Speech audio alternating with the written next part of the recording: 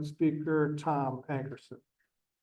Tom is Emeritus Professor from the University of Florida, Levin College of Law. And I know all you Gator people out there are crazy right now from last night's results. Go Gators. Go Gators. He is also the Director Emeritus of the Florida Sea Grant Legal Program. At the College of Law, Tom founded and directed the Conservation Clinic, an experiential learning program providing students with opportunities to engage in the practice of law and public policy.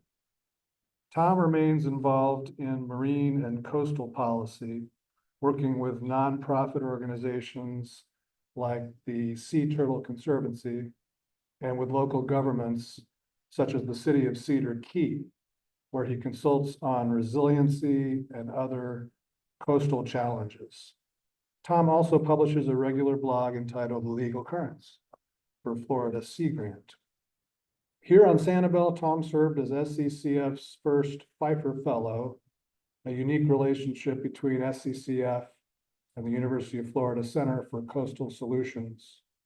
In that capacity, he wrote a history of the Sanibel Plan, published in Forum magazine, which I urge you to read. It's excellent, although you'll probably see a good bit of it today.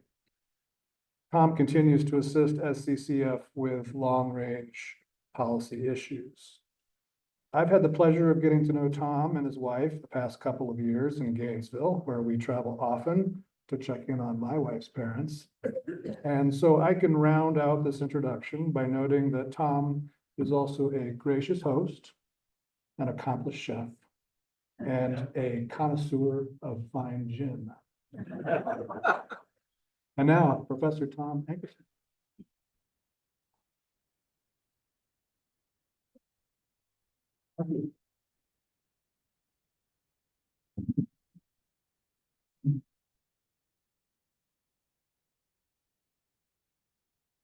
Well, thank you very much. This is a Chamber of Commerce weather sort of day, so the fact that everybody is here is really impressive. And it's one of the things that I've noticed working with island communities, island cities, Cedar Key and Sanibel in particular, but I was trying to think of other cities, other islands that are completely cities, geographically speaking. And you know, Marathon comes to mind. I don't know if Anna Maria Island, it's the name of the city. I don't know if that's a city or not.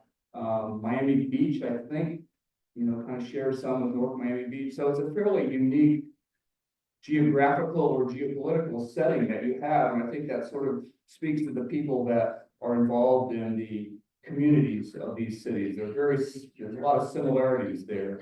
For example, in Cedar Key, we have the Nature's Coast Conservancy. Sanibel, we have the Sanibel Conservation Foundation. And there's also an analogous Committee of the Islands. It doesn't have such a nice name to it, but a group that works sort of across all the organizations to promote the resiliency of the city of Cedar Key, and then there's the city itself. And they all come together in the exact same sort of way of to coalesce around an island, not just a city. And so that's kind of the story of Sanibel, I think, and that's part of the story I'll be telling. This is going to be a then and now talk, and then maybe then, now, and later. So what was it like then? What is it like now? Where are we going later? And it's also going to be a science to policy talk. That's something that has engaged me throughout most of my career, and particularly as I began to work more closely on the main campus of the University of Florida with other departments in natural resources, and then most recently in engineering with the Center for Coastal Solutions, and putting our students together and creating what they call in their field actionable science. That is science that can be brought to bear on real problems and have results, and those results are where the policy and the law students would come in. So that's been sort of the trajectory too, and you'll see that play out here as well. So with that in mind, the baseline has shifted. That was the title of this shifted baseline, shifting sands. 50 years ago is a little more than, half a lifetime, right? And a lot has happened in that period of time, and the time when the Sanibel plan, when the city of Sanibel, when Cody was formed, all of that milieu that was going on, things have changed dramatically, since then. And it's happened in various ways, and I'm going to talk about the ways that those changes have taken place. What was the baseline then? The baseline has shifted. Shifting baseline is a term in science. I'm not going to get into the details of that, but I'm using it and applying it to not just science, but to public policy and planning as well. I think this is just going to happen throughout the talk, and so it's designed to keep you from falling asleep. So these are the three areas I will touch on. And so here we go, science and technologies. Sort of interesting, ecological theory is the foundation of the Sanibel plan. The theory at the time, the prevailing public theory idea was, which was behind the science itself, was that there's a balance to nature, that if we can just get everything tuned up and in balance, then we will be in good shape. That was sort of a holdover from the Romantics era of the late 17th century all the way through, but things began to change really at the beginning of the 20th century, and by the 1970s and 80s, they're starting to talk about chaos and catastrophe, and it doesn't sound as bad as it isn't as bad as it sounds. It's just understanding that things are more changeable, more chaotic, and so you can see there chaos theory, things like fluid flow, heartbeat irregularities, and occur spontaneously, and then something happens, and that happens, and it creates this triggering effect, and other things happen. Like road traffic. I drove down to Sanibel yesterday. I spent 2 hours to go 2 miles because a dump truck fell over. That wasn't predicted by anyone, but it introduced chaos into that whole transportation system. Being able to understand that exists and causes these issues is sort of fundamental to how you move forward planning. The same is true with this idea of catastrophe, because you obviously just experienced one and then 2 more in 3 years. And these things become more important as we become less resilient, because there's less give in the system when catastrophe happens, and it's easier to get into what they call tipping points, where things just completely change. Barrier islands are emblematic of that, and we'll talk about that a little bit too. I just wanted to direct you to, I get the light to work. Is it the bottom one? Yeah. No. Turn around. I don't know, I don't know. No, just like that. Is there a cat in the house? So before I get started too far, you're gonna see these little graphs here. They're kind of fun. One of the things I was able to do with this talk is play around a little bit with new tools that are available to us on the internet. Not the least of which was ChatGPT and some of those, but this is called a Google Ngram. And what it does is it queries all. Google has something called Google Books, and they're all digital books that they have gotten the rights to or that aren't otherwise published somewhere else, and so forth and so on. And it's this huge database. And you can put a term in there. The term has to be a term of art that's sufficient to allow you to differentiate it from common terms. And it will tell you the trajectory of that over time based upon the year of publication of the publication in that database of Google. And so this is where this balance of nature came from. You can see it was popular. Then it began to decline right around the time of the Sanibel plan, but I would argue that it was still sort of in the public mind and including the mind of scientists and so forth. Balance of nature is was the basis for a lot of what we talk about when we talk about restoring something, getting it back into balance. Now that's changed too. And then you have the chaos theory is just sort of creeping, and then it just pops up, saying with catastrophe theory right after the plan. So this is just, you'll see these as they come through as I move along.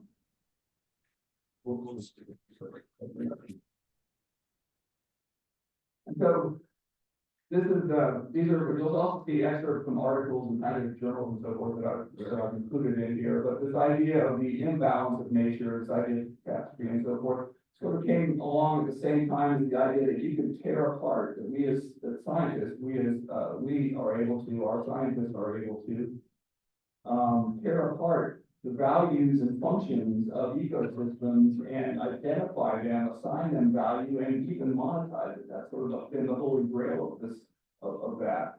And as this second quote says, it has profound implications for conservation management policy, because now we're moving from just maintaining the status quo to some historically derived quote unquote optimum to managing the processes, the ecosystem processes, the values and the functions. Even if you can't have the whole ecosystem back, I guess is the point of that. I'll give you some examples of that a bit down the road. If I go the right way here. No. Up is down, that's all part of this story. Novel ecosystems, another concept, and that's sort of begun to infiltrate, I guess, the ideas of biodiversity and ecology, that there's no such thing as a ecosystem that has been here since time, indefinite time, that because of the influence of humans, that ecosystems have been inalterably changed, and that they're increasingly anthropogenic in nature, and that we introduce species introduce themselves. When I was driving here from where I'm staying down island, a coyote crossed the road. And that was rather interesting. Coyotes may have been here in the past, but my understanding is they moved around from South America all the way to Florida, and somehow they hopped over here as well. There's iguanas, there's Australian pines. I mean, you have a whole host of species, including, St. Augustine grass, the things in your yard that make up an ecosystem. It's just, and it's not an ecosystem that nature ever created. But it's kind of, they all battle with themselves and try to find some opportunity to adjust and create. When that happens and it's sustainable, then it becomes a novel ecosystem theory here. And then there's data. So we're talking about science, we're talking about technology.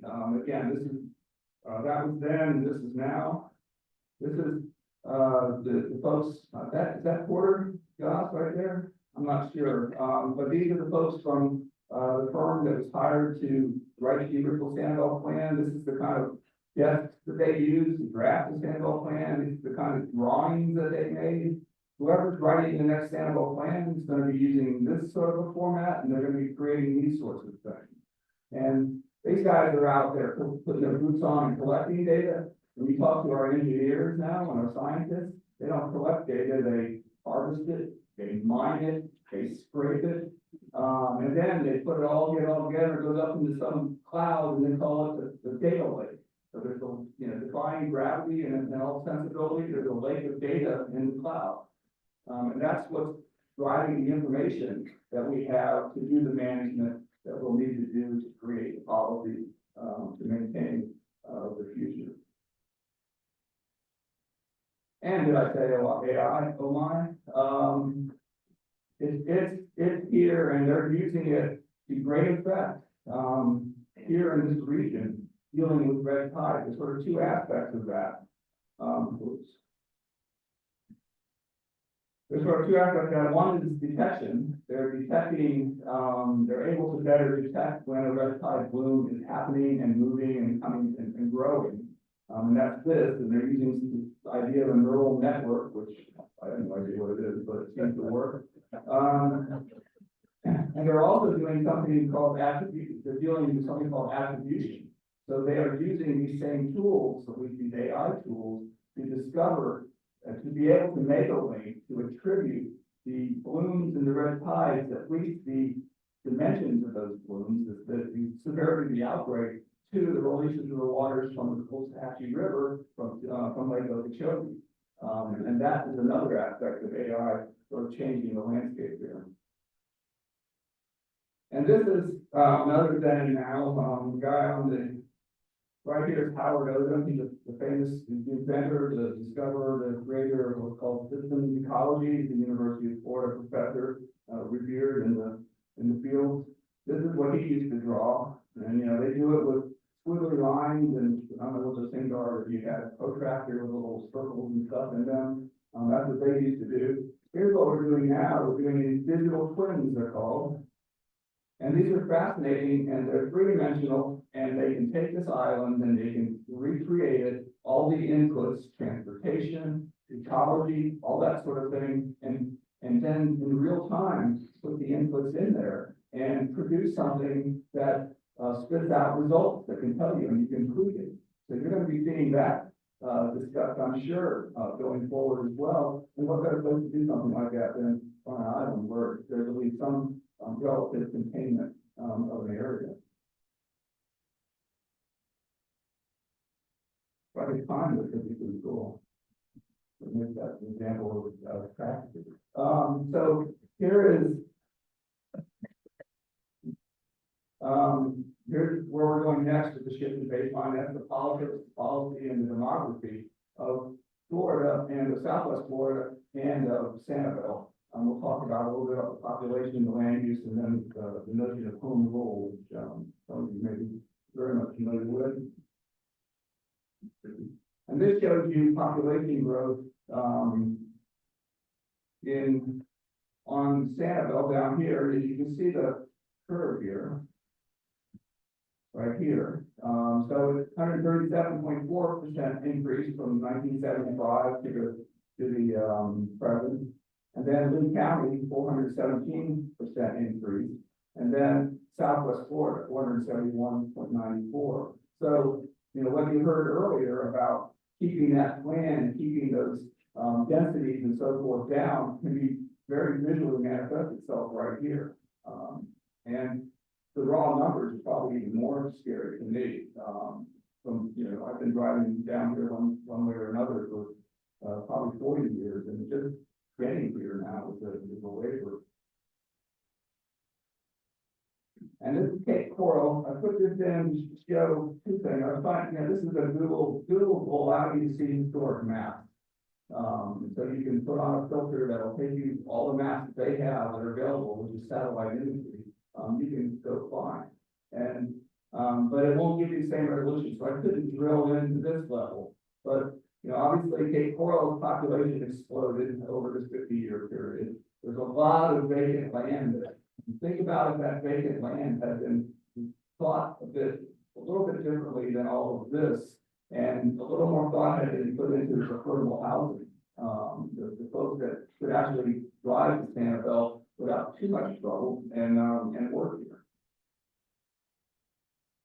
And then home rule. Home rule is a feature of Florida government. It's in our Florida Constitution. What it does is, what it says is that local governments have the power to govern themselves. But all local governments remain creatures of the state of Florida. So they are subject to the legislature in terms of how they govern, not whether they govern necessarily, but how they govern. In the time of the Sanibel Plan, way back then, these are right out of that period of time, the ones on the left. It says some little cities don't want to be big ones. That was the story of Sanibel and the founders. It was 1968 when the Home Rule Amendment was passed. So Sanibel was coming into being right around the time that Home Rule was probably at its height in Florida. And there's been a gradual erosion of Home Rule through a legal doctrine called preemption. And preemption is a means by which the Florida legislature will tell local governments, counties and cities that they can no longer act in a certain field, in a certain area of law, be it land use, be it firearms, be it education. And so the theory behind it is that you don't want a patchwork of local regulations that will frustrate businesses, that will make it harder to be a bit more seamless in terms of both government and in business.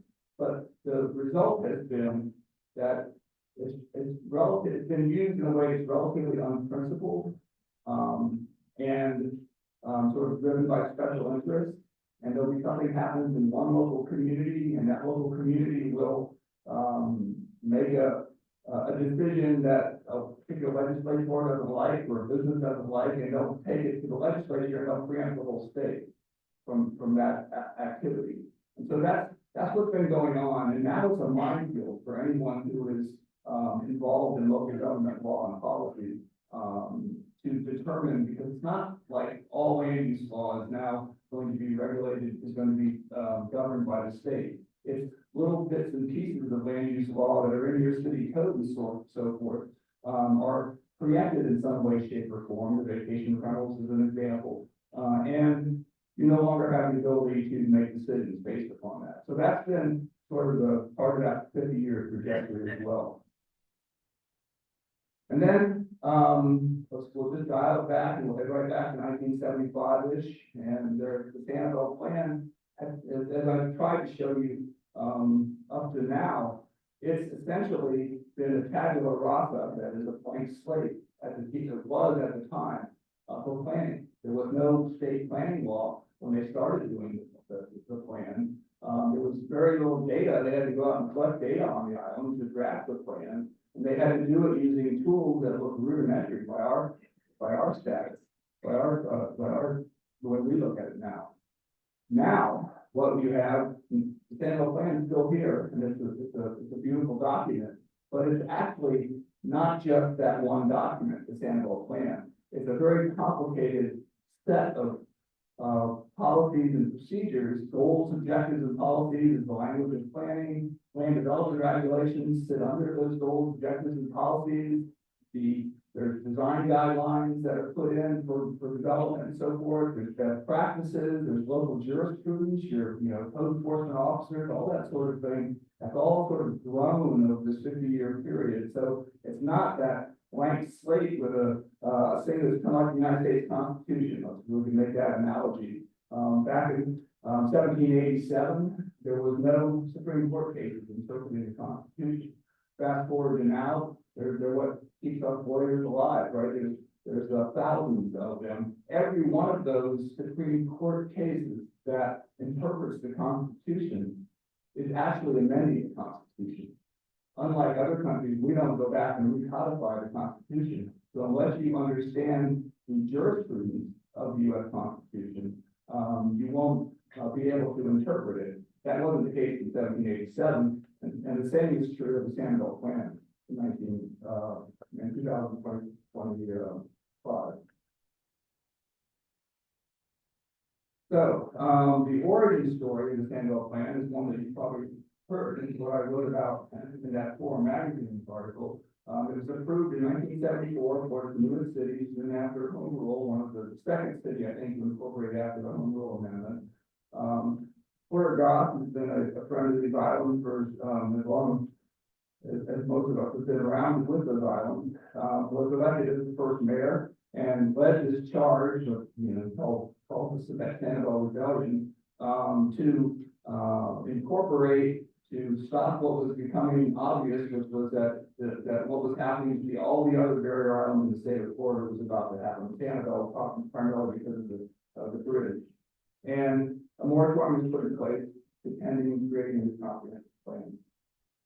And so, a little more context here. This period of time, the 72 to 80 period of time, was also a period of time when land use law, written more broadly at the state level, at the other states level, land use law is primarily a state function. But there were people thinking about it all across the country. It was just emerging. So we were just getting to environmental laws, right? The Clean Water Act, Clean Air Act, and so on. There's also discussion about land use law. It just had a different trajectory, more state-based than federal. And this was the beginning of what we call growth management. Florida began in 1972 and peaked in 1975 with the Local Government Comprehensive Planning Act. Sanibel was among the first communities to have their plan approved by the state of Florida under that law. And that was called the Quiet Revolution in Land Use Control, and I'll return to that in a minute. And so, with that milieu in place, Sanibel wanting to be Sanibel and not somewhere else, they decided to, put their brains and their money together and hired, the firm out of Philadelphia called Wallace McCart Robertson Todd, which was led by a visionary planner, architect, Ian McCart. They in turn hired a law firm, the law firm being the firm of Roth and Hardy. One of the partners in that firm was that guy there, the author of that publication, Climate Revolution and Land Use Control. So he was the sort of the leading thinker on land use law in state Florida. So you had perhaps one of the most important planning, spatial planning architects in the world, the United States' most significant land use lawyer. And then to cap it all off, you had in place the San Captiva Conservation Foundation. They reached out to an organization called the Bee Conservation Foundation out of DC. That foundation was run by a lawyer and a scientist. I'll get to that in just a minute. And they were hired by SDCF to do a natural systems study. Again, tabula rasa, blank slate. You want to know what the natural systems are on this island. And so I mentioned Ian McCart. He's called the father of modern geospatial planning. This was, back then they had to do it with something called vellum. Has anybody heard of vellum?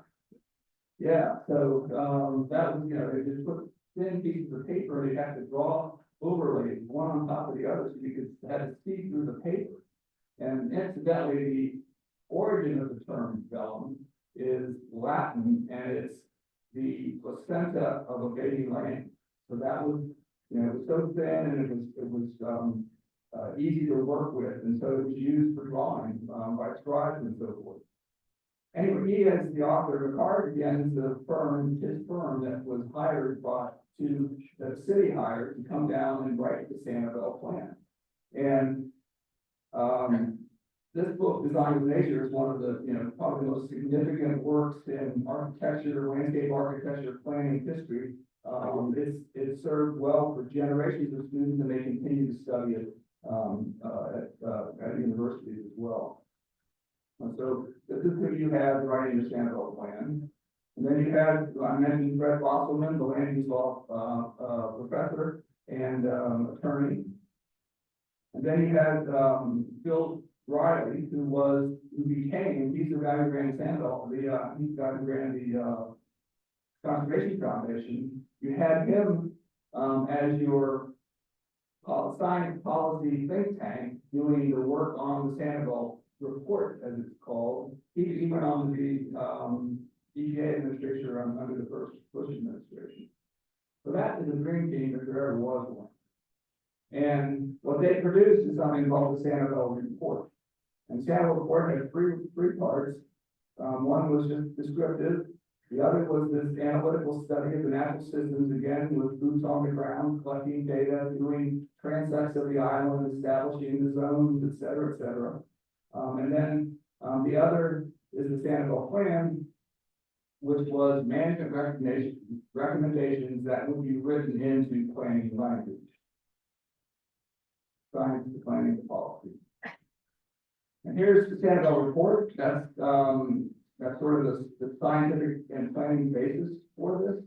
The key elements, this is all about ecosystems, about ecological zones, about finding out what's there, what needs to be protected, and providing management recommendations. I thought this language straight out of the report. I thought this was pretty important. Could prevent damage, develop principles and requirements for future development, which could prevent damage to the remaining natural systems, and principles and requirements for restoration of past damage. So even then, in 1972, they recognized that the island was not pristine. At one point, I was reading Betty Arma, your librarian, fabulous book on history of Sanibel Island. Sanibel River flowed to the sea. When it would overflow, and it would go out to the sea, just as you often see tidal creeks do.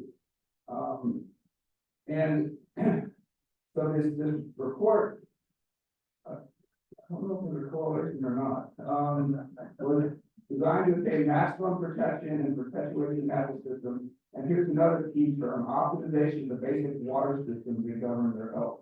And here they're talking largely about groundwater and surface water on the island, and we'll get to that in just a minute too, as we move into the future. So, that's where we are with those baselines, with the history of the plan and the sort of that was then. Now, what's shifted again under our feet? Not just the sand, but what else has shifted? All the issues that are present today that were not present, or at least were not present in the common vernacular, or working, hadn't reached a level where it could be discussed in terms of planning and policy. There were scientists still doing the work on it.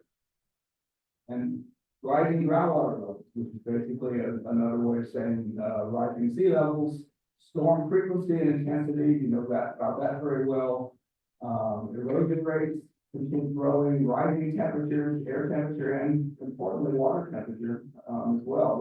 There's a limit to how much even the fauna, the fish can handle here in Sanibel in terms of the tropical water temperatures, harmful algal blooms and species invasion. So these are all things that were not really on the radar when you read the Sanibel report. They were, there might have been a mention or two of them, but it's not significant, and it's not in the context of climate change that we talk about it now. So this is one of my Google engrams again, when the Sanibel report was written. And there is, right here, the sea level rise, climate adaptation, climate mitigation, just suggesting that these were not things that were discussed, not talked about at the time of the Sanibel report in the scientific literature and the general literature. So I did a optical character recognition of the Sanibel report that I have. It's a PDF of an old document, so I can't guarantee its accuracy, but these are terms that I searched for and found very little of sometimes they were in appendices, sometimes they were in footnotes of articles that were references and so forth. But climate change, sea level rise, extreme heat, harmful algal blooms, rapid acceleration, adaptation, resiliency, all new, all stuff that we have to deal with now in 2025 that in 1975 was not yet fully on the radar. So now we're down to the future. What's an island to do? I guess the term coined for this purpose is some existential adaptation. You're a barrier island. Islands are meant to shift, to move, to grow, to get smaller. How are you going to handle the future through this process of planning? Well, a lot of these things are things that you already know, you've been told, or you've been asked to think about. Managing the edge, the Gulf edge, and the estuary edge, the Charlotte Harbor edge. Restoring not just tech biodiversity, but because restoration makes good sense in terms of resilience. You're creating space for the creatures that live here to manage as things change, manage themselves as things change. Embrace the water, and that to me is probably the most significant of these in the nearer term. And I'll talk about each of these, most of these to some extent in a few minutes. Heat, it's just getting hotter. It's going to continue getting hotter. You have to think about how to deal with heat on land for your population, and you have to think about how to deal with, to the extent you can, the heat in the water, because it'll bring new things to bear for sure. Plan for increasing storminess. That's the idea of more hurricanes, more storms. Elevate. You probably heard that enough until you're tired of hearing about it, but it makes great sense. Harden the grid. We'll get to that in a minute. This is an issue of Bob Moore's interest in particular. Prefer nature. Nature-based solutions is the term we use now, and that's sort of in keeping with the philosophy of the original plan, and it seems clear that you're intent on keeping that. And then remain humble is the last one. because the barrier island is a constantly changing deposit of sand that forms parallel to the coast. So there's that. Managing the dunes, this is a quote. This is a picture from Ian on Sanibel, and you can see where the water came up. It's not any, it's not any big secret. If you don't protect that dunes all the way across, it's gonna find the weakest link, it's gonna find the easiest place to move up, and that's what's gonna happen, and that's where the water's gonna come. And this is a study that was done. Our results suggest frequently flooded dune-left barren islands are a natural endpoint of a barrier island evolution under sea level rise. So natural endpoint doesn't sound too good, does it? Manage the beaches. Sanibel went a long time without having to nourish its beaches. Part of it is the way the island is aligned. I've been trying to understand why that is. Why it is you have this east to west trajectory in addition to a north to south, and it just kind of, all the sand comes down and just goes like this if you look at it from Tampa south. And I haven't gotten a good explanation. There's a quote or something about it being, because of the nature of the bedrock formations, but I don't know what that nature is. And then another suggested that it was a sand spit in times when sea level was higher. And then, so the sand spit would suggest that maybe the Coos-Hatchie River came all the way out here, formed a spit before it went to the ocean, and what's left of that is Sanibel. But that's not going to last. Ian kind of taught you that. You lost a lot of sand in Ian, and so you have to think about beach nourishment. At the same time, can beach nourishment keep up with sea level rise is sort of an existential question that scientists are grappling with now, and we have folks on both sides. The bummer when scientists disagree, isn't it, about this. This is the Corps of Engineers. This gentleman, Houston, thinks that for the foreseeable future, which means probably the rest of this century, I guess, that beach nourishment can produce shoreline advance of all the IPCC, that's the Intergovernmental Panel on Climate Change, on all their scenarios for the entire coast of Florida. So he's arguing that if we just keep adding sand, you can hold back the Gulf, or you can hold back the Atlantic. Then his nemesis is over here, which is Parkinson, and he's basically saying, we provide multiple lines of evidence that beach fill projects are not a sustainable strategy to protect or defend oceanic beaches. And then he gets into some detail, and this is a back and forth between two scientists, one engineer and scientist in that case.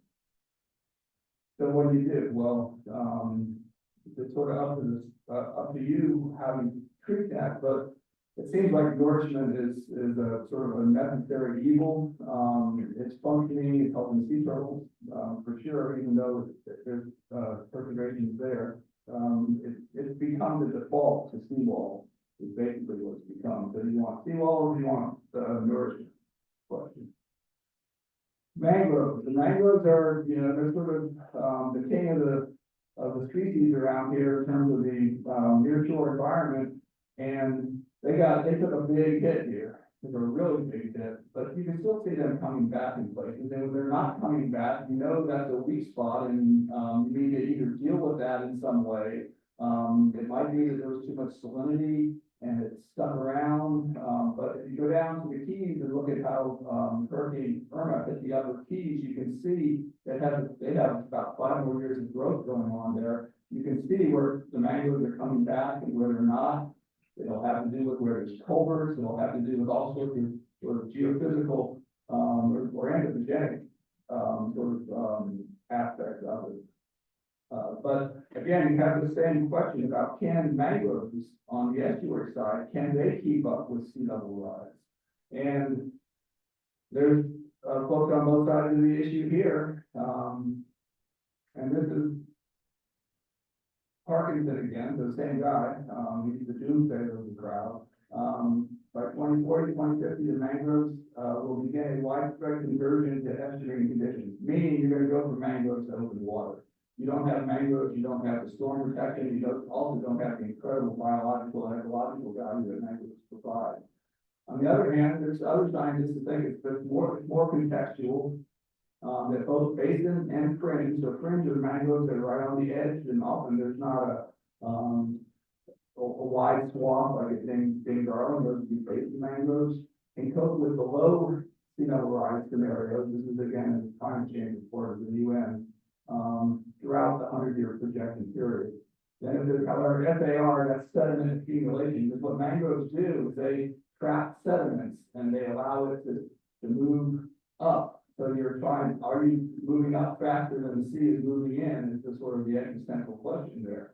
And when you get into higher ranges of sea level rise projections, then it may not work, is basically the thinking there.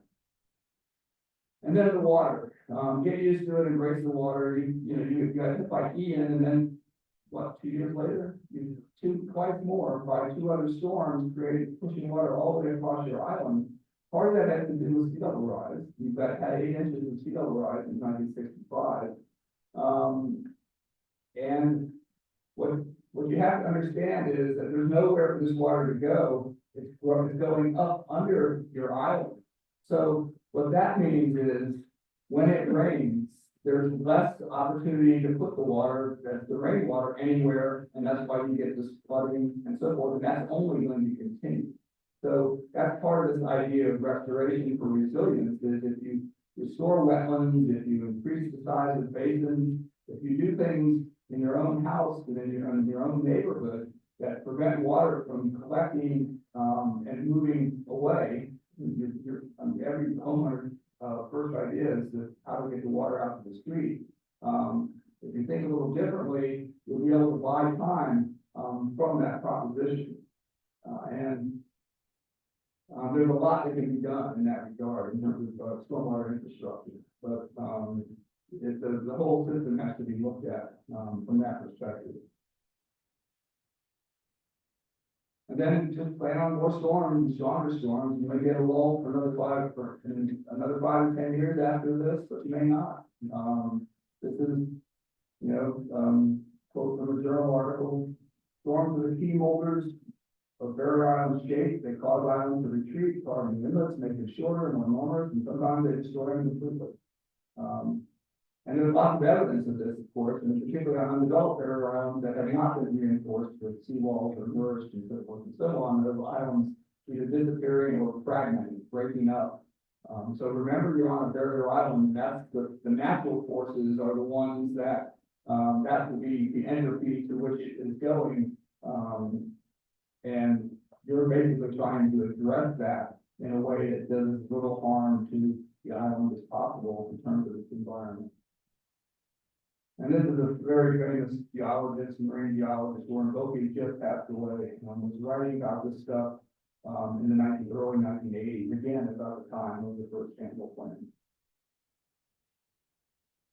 Okay, hurricanes. This is off the NOAA website, which is a pretty cool feature that you can do, and it's interactive. But this is hurricanes. This is all hurricanes and tropical storms within 20 miles of Sanibel since 1873.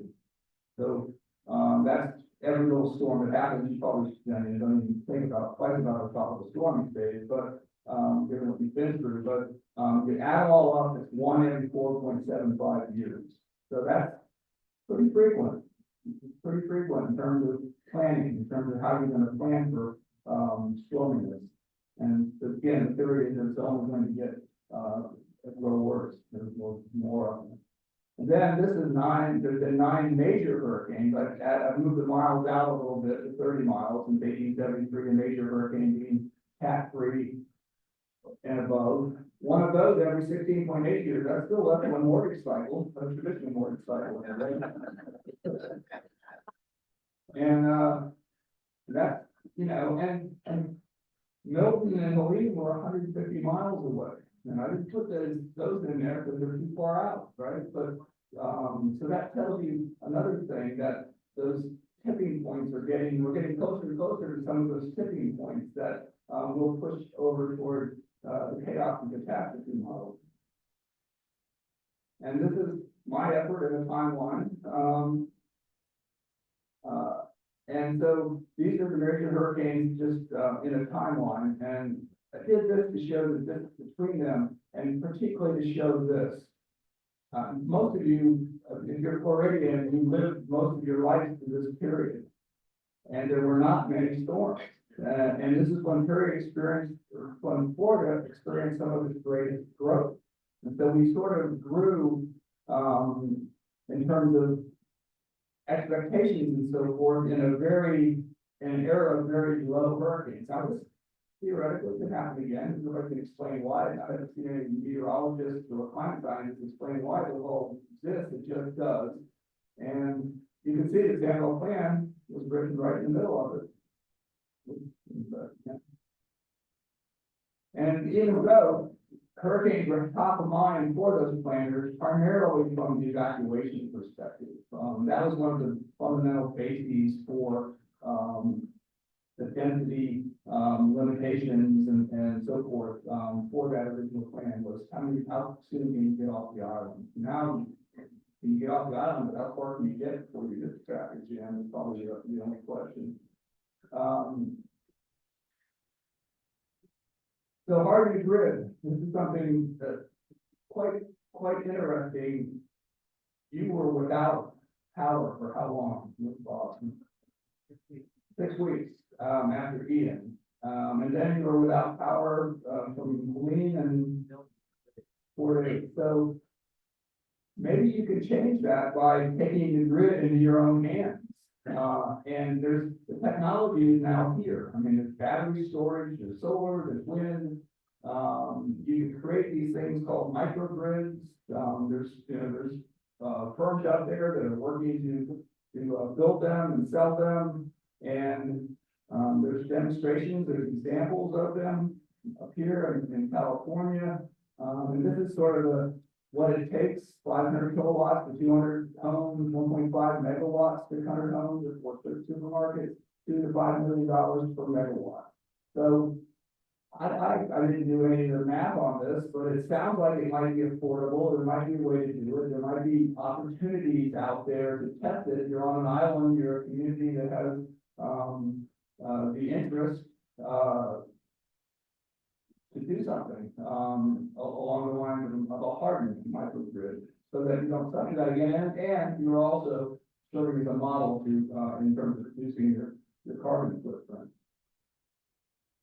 And then this is something that was introduced into the Florida legislature this year. It hasn't gone anywhere. You know, usually you watch it and it's in a committee and it sits for a long time, and you're getting toward the end of the session now and thinking, well, it's probably not going to pass, but it was the idea to allow local governments to create resilience districts, which would self-fund resilience projects. Could be flooding, could be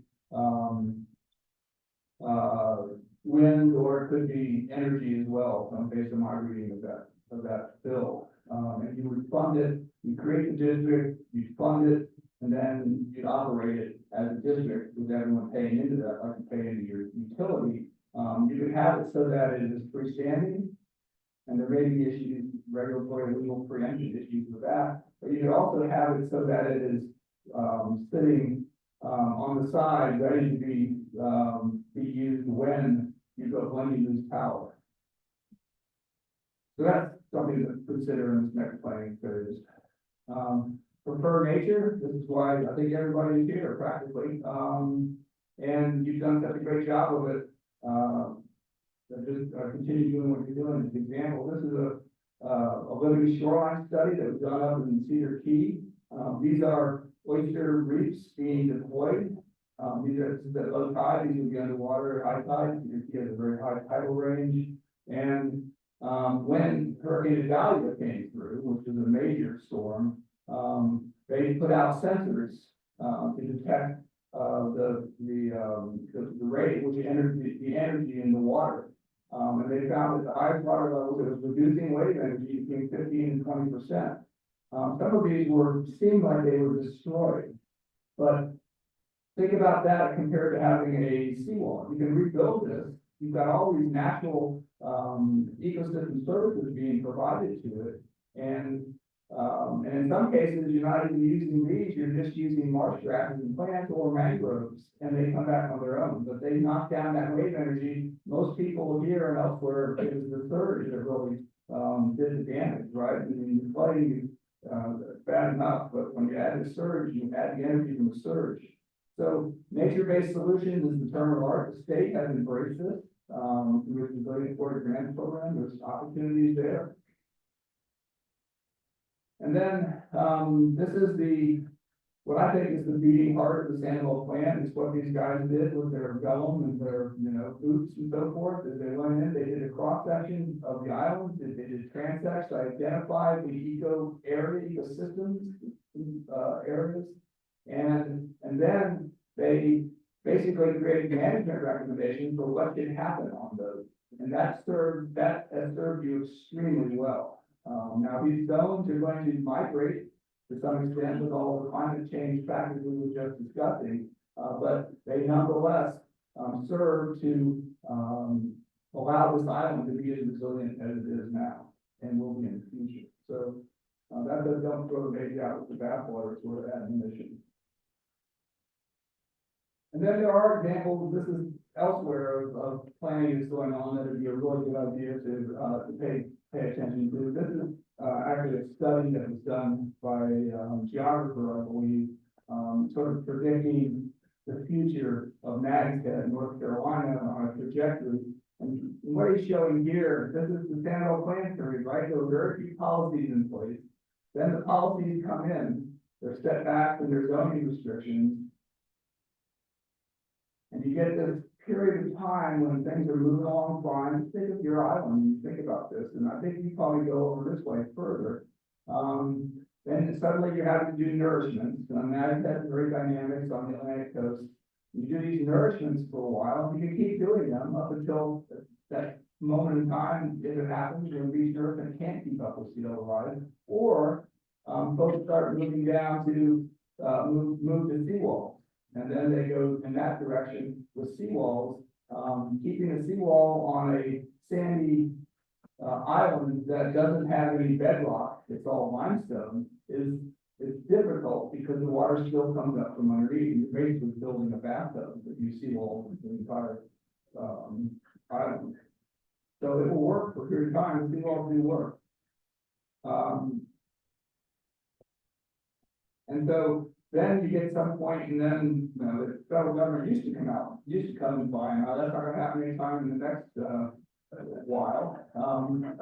And they would just say, people just say, we're tired of paying you to rebuild. We're just going to buy you out, and folks would take them up on it. Some folks, not that many, would take them up on the offer, and it's called a competitive loss buyout.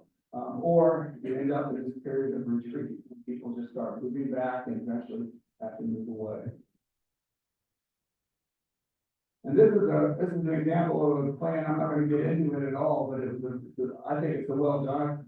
Notice the shape of Nantucket. It's a big island, but it's kind of similar in nature. But it has a very good resilience plan, a very good adaptation plan. It's worth having to look at. It might be worth going up and talking to folks and seeing what they're doing, how they're doing it. And then finally,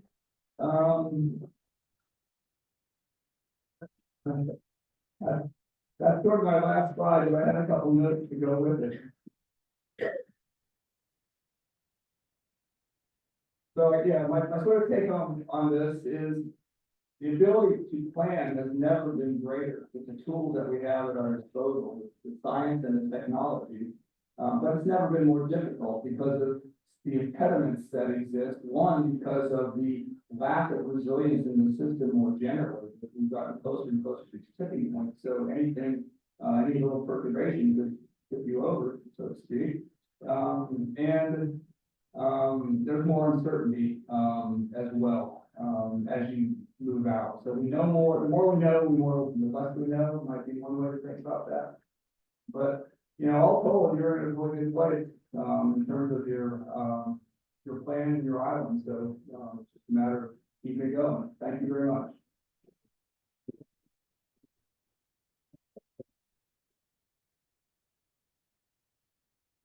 You're gonna do the questions or? Okay. Do you have any questions for Emeritus?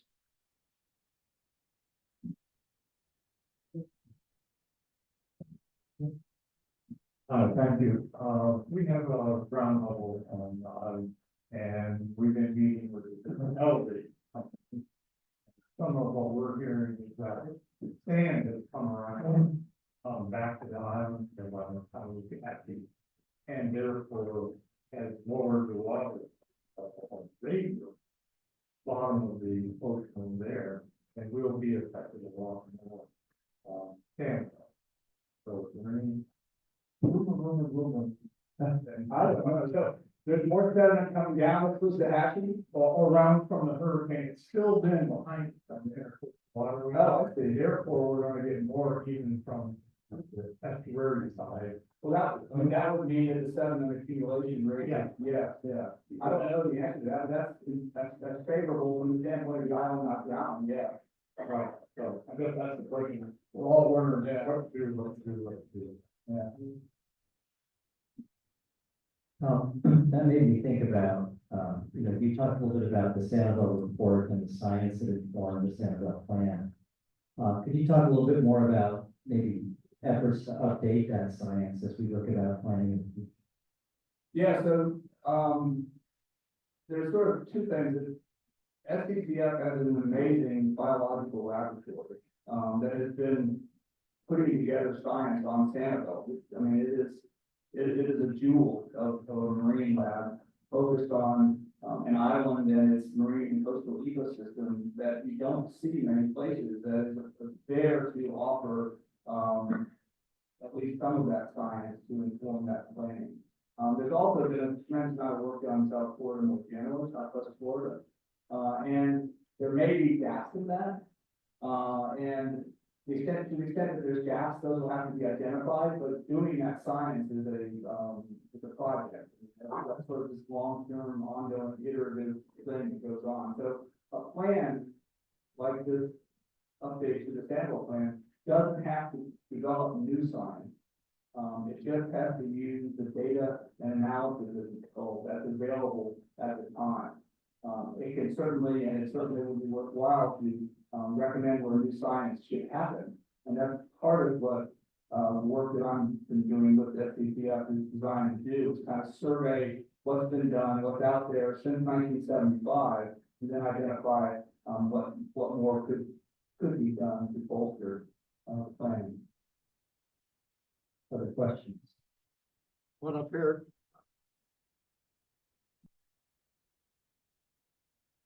Yes, thank you. So this may be something you can talk about for a long time, but, at some point you mentioned that it's time to think differently about our stormwater management.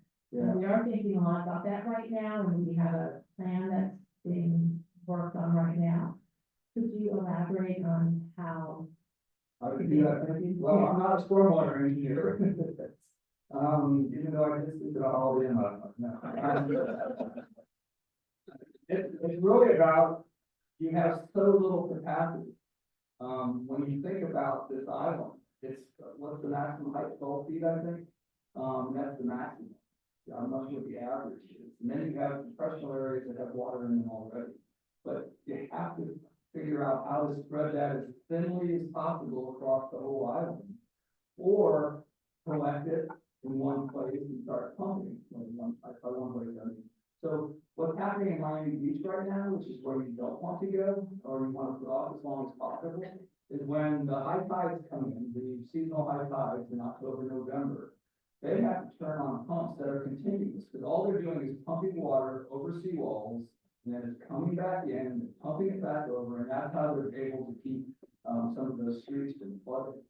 It's a tremendous energy sink. It's a, the tax base of Miami Beach is astronomical certainly compared to here and elsewhere. Just the amount of money that they have to put into these things is really quite remarkable. It go big and go wide. That's my sort of idea of stormwater on Sanibel. And it all starts at the home, the other one, so You know, don't think about how quickly you can get it off your yard. And also, there's a mindset to it too, is, you know, you can live with puddles. You know, when I was growing up in Melbourne, there were puddles everywhere. You drove through them and you kind of dealt with it.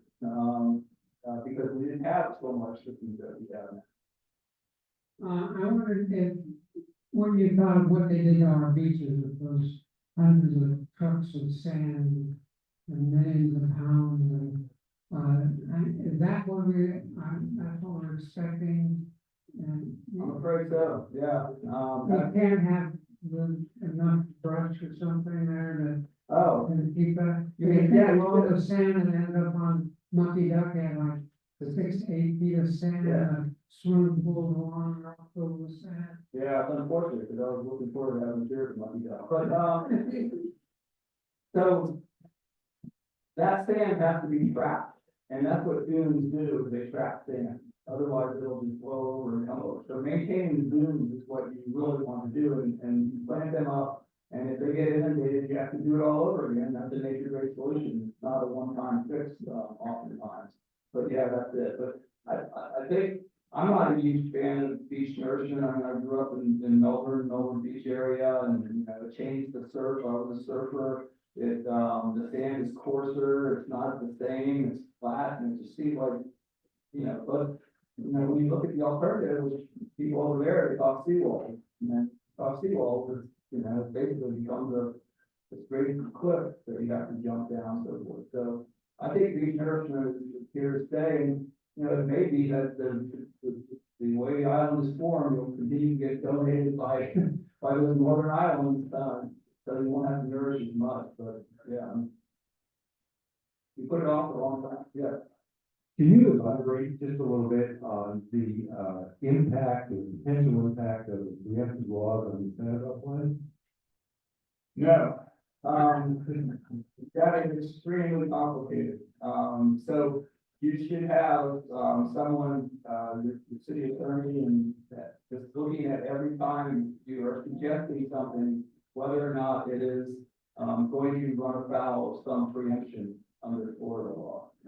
But yeah, it's very technical, it's very problematic as well, but it, you know, sure can be done. But you just don't want to get into a situation where there's interest in preempting something you're doing as well. I mean, that's also an issue that will have to be thought through politically, as well. But there's a little story on preemption. I don't know how familiar folks are here with a bill that was passed right after Ian, maybe 2023, 2024, that prevented local governments from, what was it, from 500 miles, Senate Bill 250. Yeah. That's right. Right, and that's why they're waiting till now to do the Sanibel plan. Well, I hate to tell you this, but I have enrolled in that. And it's to the benefit of the rest of the state. So when that bill came out, it said that there could not be there could be no new land development regulations after Ian and Nicole, for any area where Ian and Nicole made landfall within 100 miles of the area where Ian and Nicole made landfall, right?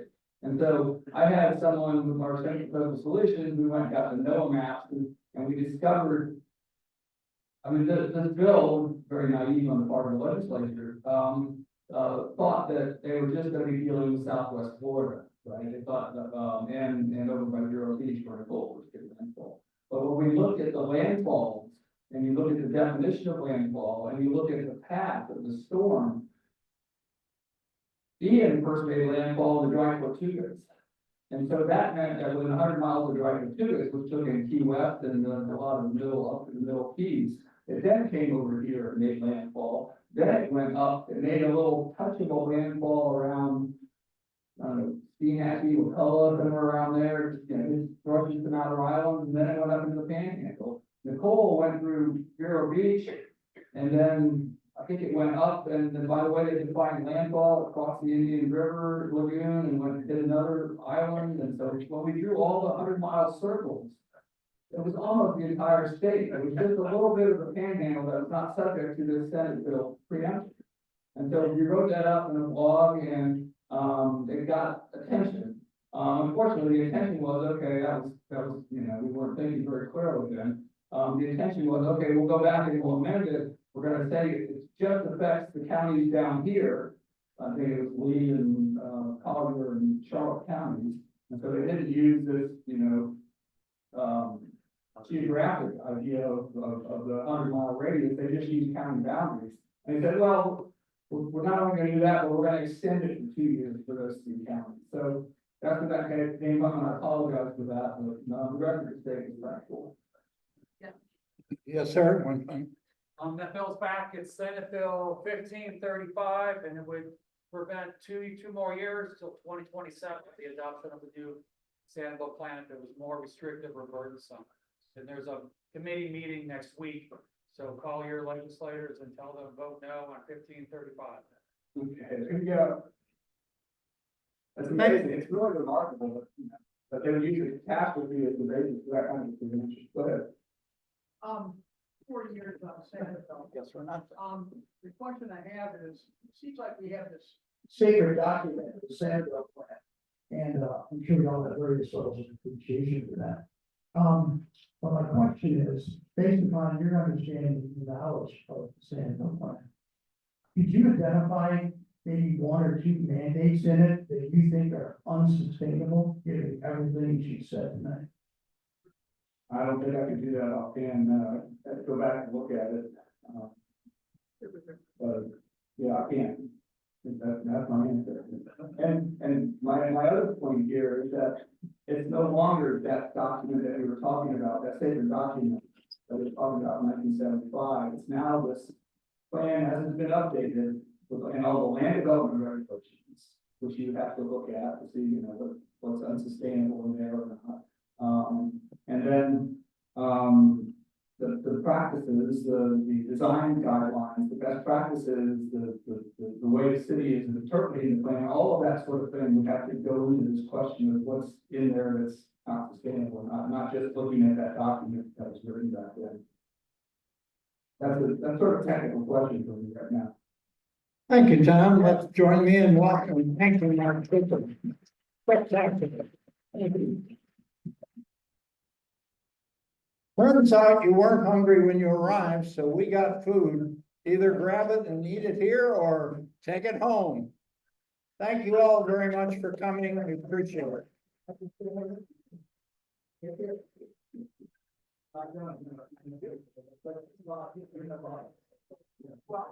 There you go.